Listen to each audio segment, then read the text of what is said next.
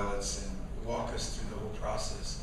But so much of what is intrinsic about the characters, that we're supposed to understand, it was there on the page. And that's, we're all only as good as the material and the opportunities we're given.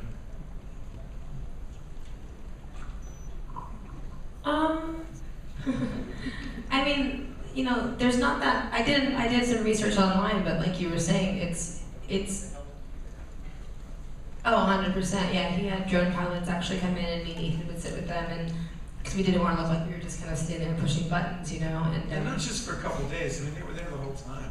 Yeah, when we were shooting, if we had a question about what we were shooting in that moment, they were always there for us. So that was a big help for sure. No pun intended with this shooting. Terrible. I'll be here all night. We have another question right over there.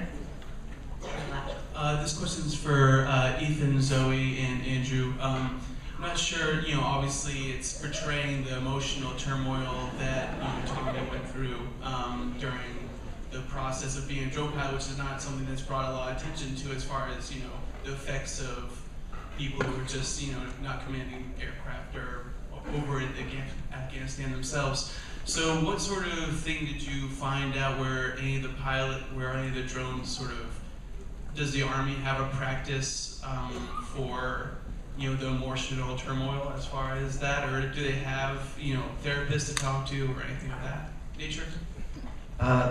Well, one thing that Ethan just mentioned, which is interesting, is that, and it puts it in context, they were going to issue a medal for drone pilots.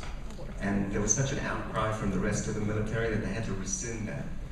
And so, but one thing that's interesting is that for the actual drone pilots themselves, it sort of makes them feel even more worthless.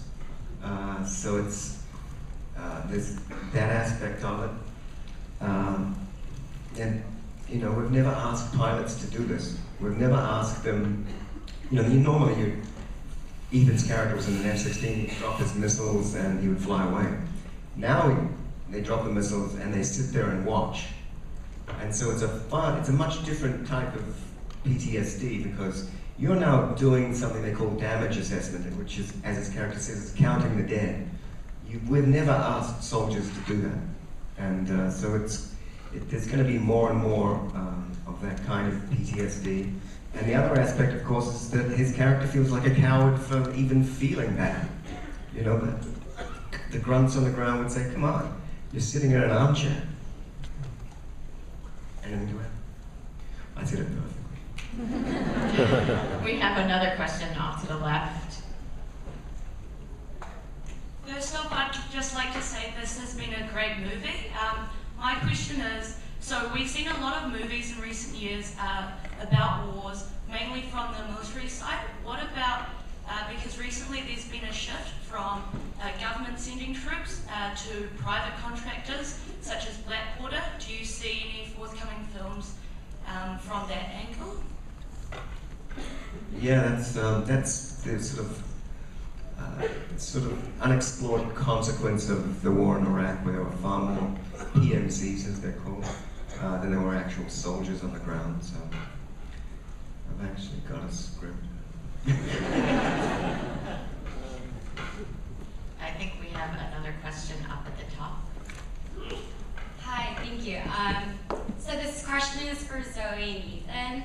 As following up on the research part, a question I asked earlier, did you have a strong opinion on drone warfare before? And going into the movie, did you, as part of your research, did you look more into the moral questions behind it, or did you stay away worrying that it would may bias you and your role?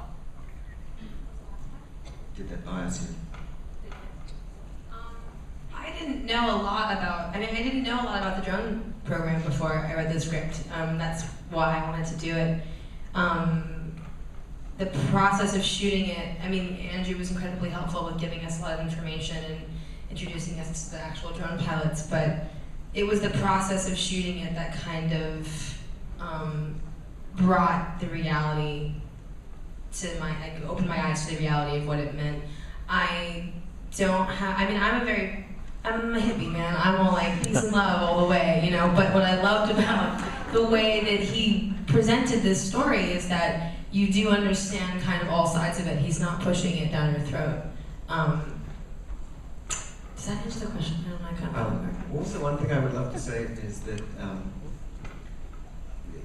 what I like about the character you play is that she just doesn't edit herself, which is very much like Zoe Kravitz.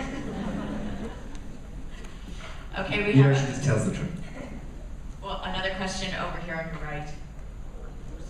Zoom? All right. Yep. First of all, it was a great film.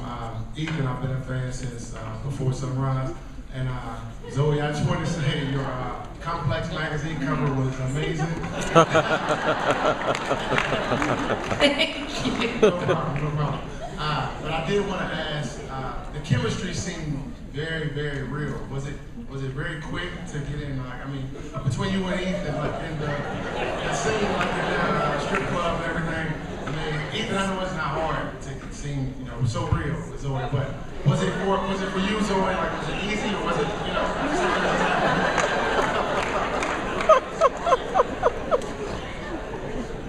I saw that Complex cover too.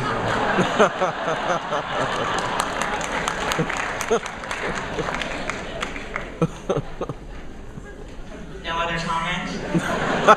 Okay, do we have another question? We have time for one more in the middle. Sorry, yeah, down here, you can stand up. Mic's coming to you. I apologize if my question isn't as serious as some of our other guests here, but my question is for Ethan. I just saw Boyhood the other day, and I noticed that Mason Sr. drives a black Pontiac GTO. I was wondering, you know, he sells it at some point. Does he sell it to Major Tommy Egan?